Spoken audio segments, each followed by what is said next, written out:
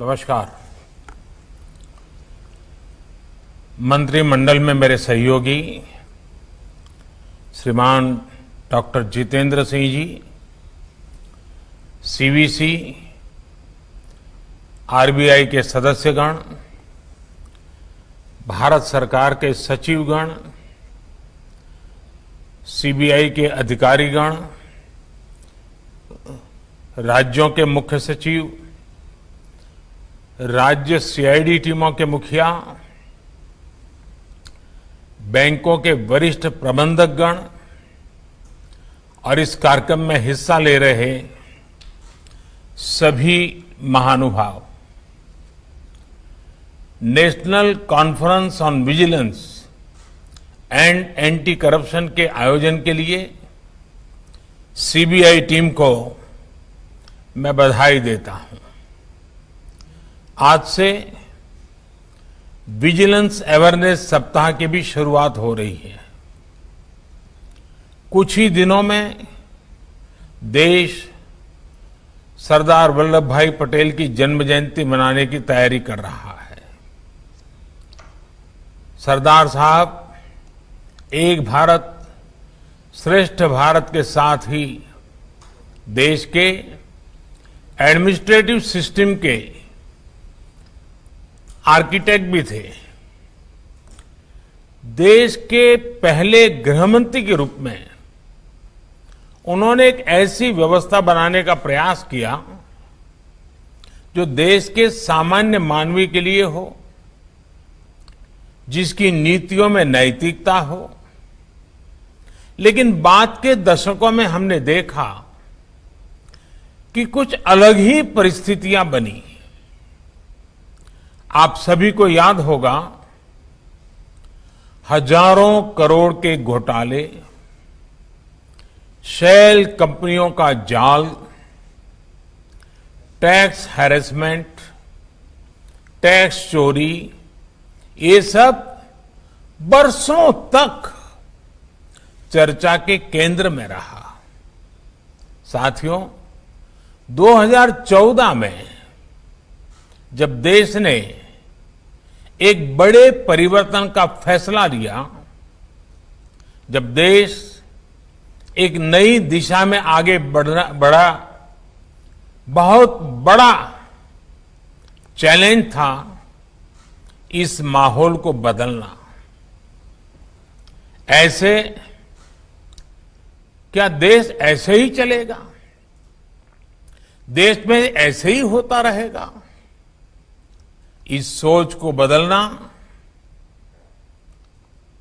शपथ ग्रहण के बाद इस सरकार के पहले 2-3 आदेशों में काले धन के खिलाफ कमेटी बनाने का भी फैसला शामिल था।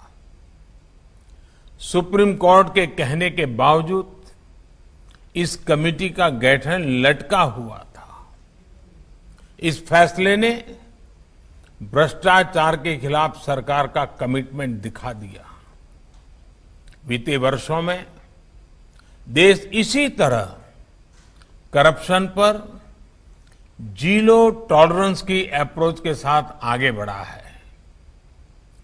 वर्ष 2014 से अब तक देश की प्रशासनिक व्यवस्थाओं में, बैंकिंग प्रणाली में, हेल्थ सेक्टर में, एजुकेशन सेक्टर में, लेबर, एग्रीकल्चर, हर सेक्टर में रिफॉर्म हुए। ये पूरा दौर बड़े सुधारों का रहा। इन सुधारों को आधार बनाकर आज भारत आत्मनिर्भर भारत के अभियान को सफल बनाने में पूरी शक्ति से जुटा हुआ है। हमारा ध्येय है कि हम भारत को दुनिया के अग्रिम पंक्ति वाले देशों में लेकर जाएं। लेकिन साथियों, विकास के लिए जरूरी है कि हमारी जो प्रशासनिक व्यवस्थाएं हैं वो ट्रांसपेरेंट हो, रिस्पॉन्सिबल हो, अकाउंटेबल हो। जनता के प्रति जवाबदेह हों। इन सभी व्यवस्थाओं का सबसे बड़ा शत्रु भ्रष्टाचार है। भ्रष्टाचार केवल कुछ रुपयों की ही बात नहीं होती। एक तरफ भ्रष्टाचार से देश के विकास को ठेस पहुंचती है, तो साथ ही भ्रष्टाचार सामाजिक संतुलन को तहस नहस कर देता है। और सबसे अहम, देश की व्यवस्था पर जो भरोसा होना चाहिए, एक अपनेपन का जो भाव होना चाहिए, भ्रष्टाचार उस भरोसे पर हमला करता है। और इसलिए भ्रष्टाचार का डटकर मुकाबला करना सिर्फ एक एजेंसी या संस्था का दायित्व तो नहीं, बल्कि इससे निपटना एक कलेक्टिव रिस्पॉन्सिबिलिटी है। साथियों, इस कॉन्फ्रेंस में सीबीआई के साथ साथ अन्य एजेंसियां भी हिस्सा ले रही हैं। एक तरह से इन 3 दिनों तक लगभग वो सभी एजेंसियां एक प्लेटफॉर्म पर रहेगी, जिनकी सतर्क भारत, समृद्ध भारत में बहुत बड़ी भूमिका है।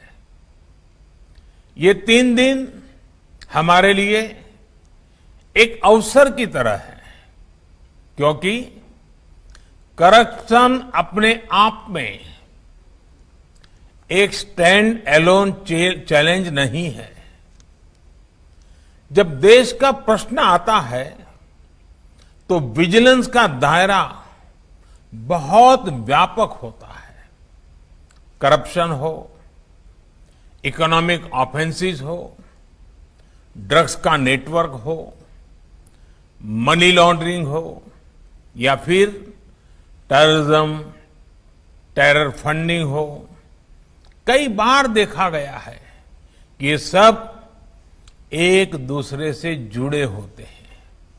और इसलिए हमें करप्शन के खिलाफ सिस्टमेटिक चेक्स, इफेक्टिव ऑडिट्स और कैपेसिटी बिल्डिंग एंड ट्रेनिंग, ये सारे काम मिलकर एक होलिस्टिक अप्रोच के साथ करना ही होगा। सभी एजेंसियों के बीच एक सिनर्जी, एक कोऑपरेटिव स्पिरिट आज समय की मांग है। मुझे पूरा विश्वास है कि कॉन्फ्रेंस इसके लिए इफेक्टिव प्लेटफॉर्म बनकर उभरेगी और सतर्क भारत, समृद्ध भारत के नए मार्ग भी सुझाएगी। साथियों, 2016 में विजिलेंस अवेयरनेस के प्रोग्राम में मैंने कहा था कि गरीबी से लड़ रहे हमारे देश में करप्शन के लिए रत्ती भर भी स्थान नहीं है।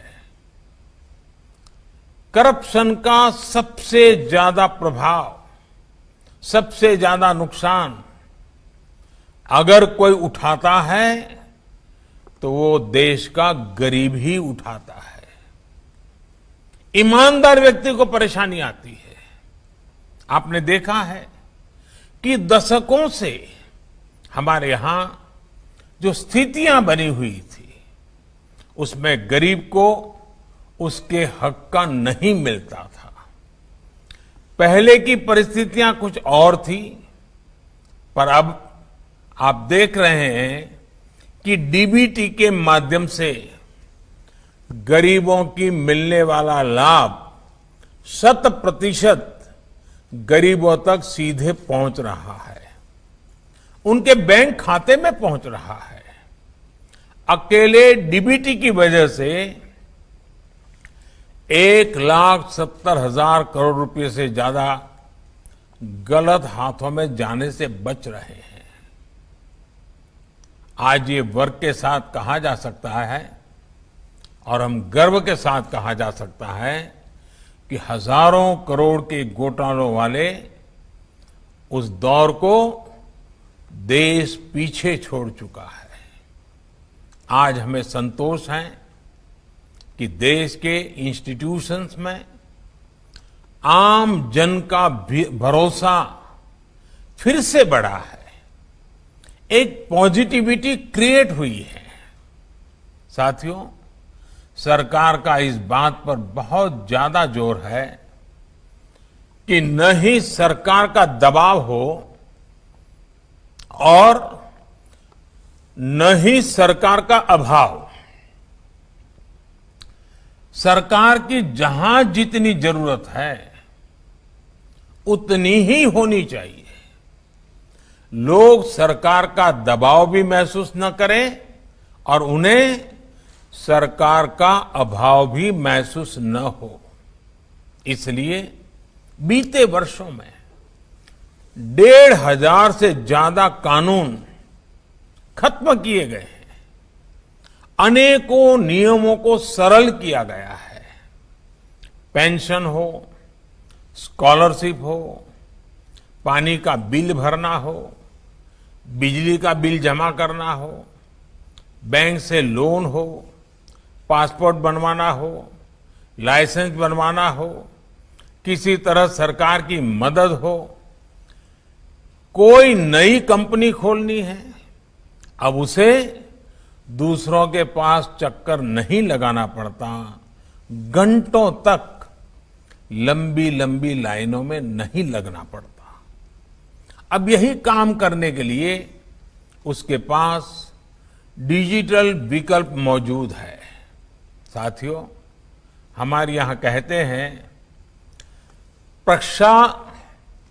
प्रक्षालनादि पंकस्य दुरात स्पर्शनम वरम, अर्थात गंदगी लग जाए फिर उसे साफ करो, इससे अच्छा है कि गंदगी लगने ही न दे।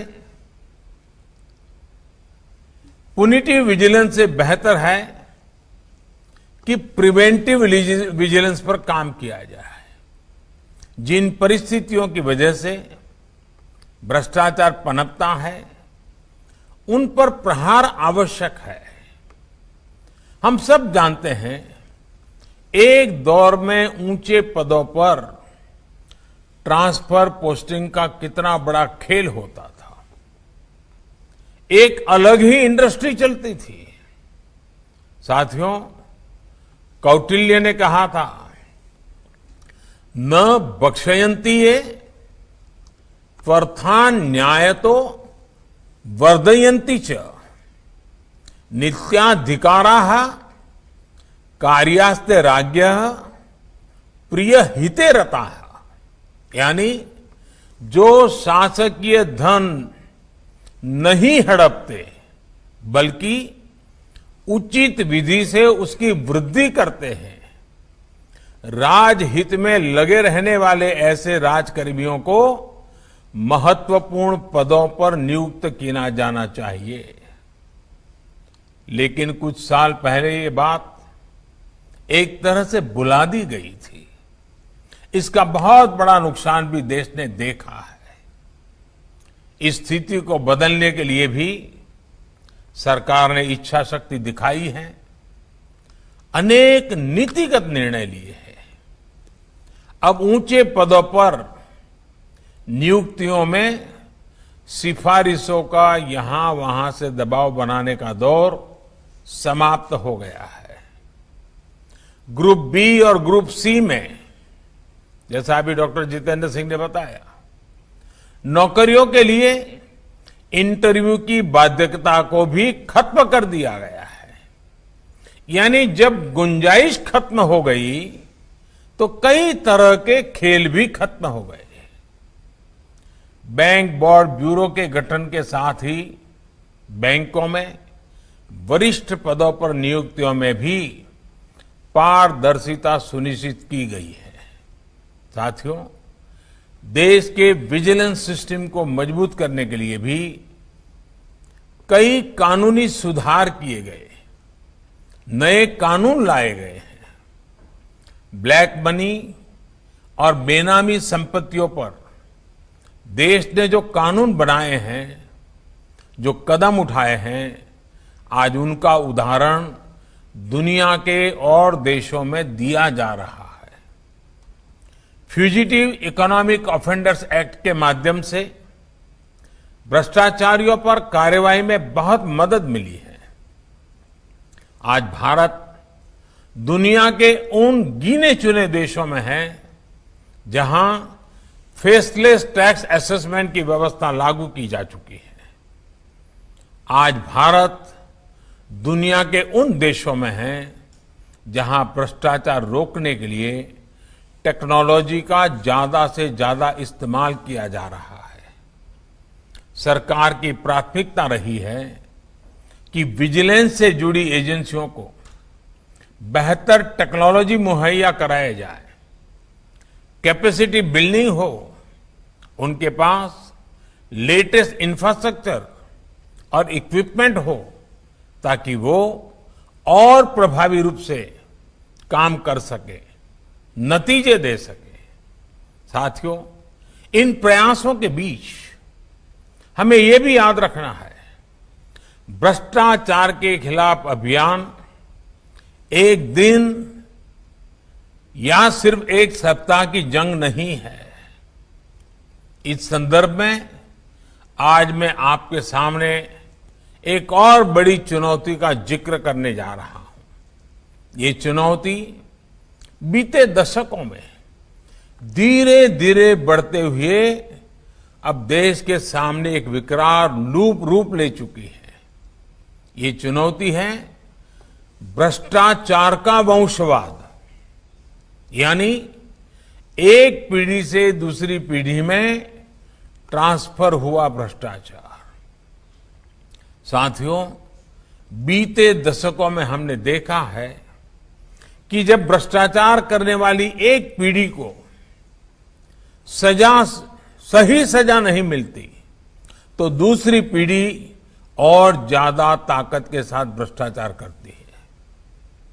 उसे दिखता है कि जब घर में ही करोड़ों रुपए काला धन कमाने वाले उनका कुछ नहीं हुआ या फिर थोड़ी सी सजा पाकर वो छूट गया तो उसका हौसला और बढ़ जाता है। इस वजह से कई राज्यों में तो ये राजनीतिक परंपरा का हिस्सा बन गया है। पीढ़ी दर पीढ़ी चलने वाला भ्रष्टाचार का ये वंशवाद देश को दीमक की तरह खोखला कर सकता है। भ्रष्टाचार के खिलाफ एक भी केस में ढिलाई सिर्फ उसी केस तक सीमित नहीं रहती, वो एक चेन बनाती है, नींव बनाती है भविष्य के भ्रष्टाचार के लिए, भविष्य के घोटालों के लिए। जब उचित कार्रवाई नहीं होती तो समाज में, मीडिया में इसे अपराध का दर्जा मिलना कम हो जाता है। लोगों के एक बड़े वर्ग को पता होता है, मीडिया को पता होता है कि सामने वाले ने हजारों करोड़ रुपया गलत तरीके से कमाए हैं, लेकिन वो भी इसे सहजता से लेने लगते हैं। ये स्थिति देश के विकास में बहुत बड़ी बाधा है। ये समृद्ध भारत के सामने, आत्मनिर्भर भारत के सामने बहुत बड़ी रुकावट है। और मैं एक बात और बताना चाहूंगा। आप कल्पना कीजिए कि हम में से कोई पीडब्ल्यूडी में काम कर रहा है, इंजीनियरिंग का काम देखता है और पैसों के मोह में कहीं कोई ब्रिज बन रहा है तो लापरवाही बरती, कुछ रुपये ऐंठ लिए, कुछ रुपये अपने साथियों को बांट दिए। और जो कॉन्ट्रैक्टर है उसको भी लगता है चलो भाई तुम्हारा भी भला मेरा भी भला, और बिल्कुल ऐसे उद्घाटन करने के लिए अच्छा दिखे ऐसा ब्रिज बना दिया। पैसे घर ले चला गया, रिटायर भी हो गया, पकड़ा भी नहीं गया। लेकिन सोच लो कि एक दिन आपका जवान बेटा उस ब्रिज पर से गुजर रहा है और उसी समय वो ब्रिज गिर गया, तब आपको समझ आएगा कि मैंने तो करप्शन मेरे लिए किया था, लेकिन कितनों की जिंदगी जा सकती है। और जब खुद का बेटा चला जाए तो पता चलता है कि उस ब्रिज में ईमानदारी की होती तो आज अपना इकलौता जवान बेटा खोना न पड़ता। ये इतना प्रभाव पैदा करता है भ्रष्टाचार। इस स्थिति को बदलने का दायित्व हम सभी पर भी है, आप पर जरा ज्यादा है। मुझे उम्मीद है कि राष्ट्रीय कॉन्फ्रेंस में इस विषय पर भी चर्चा होगी। इसके अलावा आपको एक और बात पर ध्यान देना है। भ्रष्टाचार की खबर तो मीडिया के माध्यम से पहुंचती है, लेकिन जब भ्रष्टाचार के खिलाफ कड़ी कार्रवाई होती है, समय पर होती है, तो हमें ऐसे उदाहरणों को भी प्रमुखता से रखना चाहिए। इससे समाज का व्यवस्था में विश्वास बढ़ता है और भ्रष्टाचारियों में एक संदेश भी जाता है कि बचना मुश्किल है। आज इस कार्यक्रम के माध्यम से मैं सभी देशवासियों से भी ये अपील करता हूं कि भारत बनाम भ्रष्टाचार की लड़ाई में वो हमेशा की तरह भारत को मजबूत करते रहें, भ्रष्टाचार को परास्त करते रहें।